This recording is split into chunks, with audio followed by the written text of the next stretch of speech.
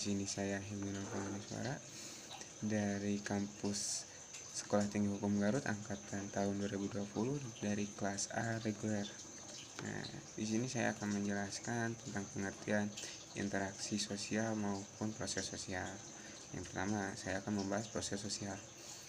Untuk proses sosial adalah cara-cara berhubungan yang dilihat jika individu dan kelompok sosial saling bertemu menentukan sistem serta bentuk-bentuk hubungan tersebut. Proses sosial dapat diartikan sebagai pengaruh hubungan timbal balik antara dari berbagai segi kehidupan bersama ataupun dari kehidupan segi sosial. Untuk proses sosial juga dapat diartikan sebagai pengaruh timbal balik antara berbagai segi kehidupan orang, perorangan, ataupun kelompok secara bersama. Nah, sekarang ke yang kedua, interaksi sosial. Interaksi sosial secara harfiah interaksi yang berarti action ataupun beraksi yang berbalasan antara individu atau antar kelompok.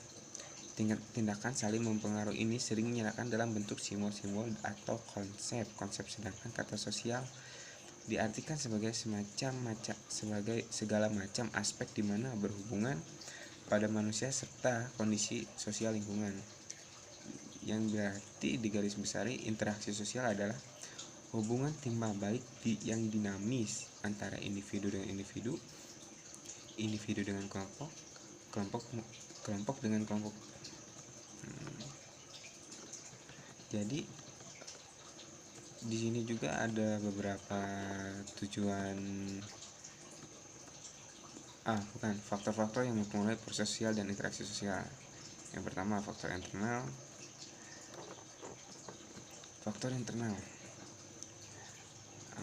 Dari segi faktor internal itu memiliki empat dorongan. Yang pertama, dorongan untuk meneruskan keturunan, dorongan untuk memenuhi kebutuhan, dorongan untuk mempertahankan kehidupan, dan yang terakhir itu dorongan untuk berkomunikasi. Jadi dorongan untuk meneruskan keturunan, kalau kita tanpa berinteraksi sosial, tanpanya adanya proses sosial, kita tidak akan mendapatkan istri dong ataupun pacar gitu.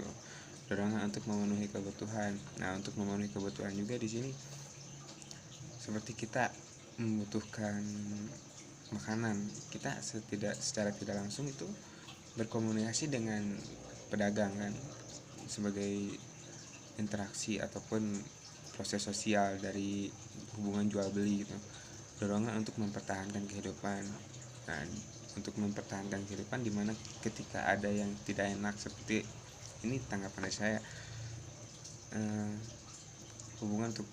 dorongan untuk mempertahankan kehidupan, dimana kita untuk bertahan hidup di sana kita akan melakukan sebuah proses ataupun interaksi sosial seperti pinjam duit dong lah atau gimana dan semacamnya.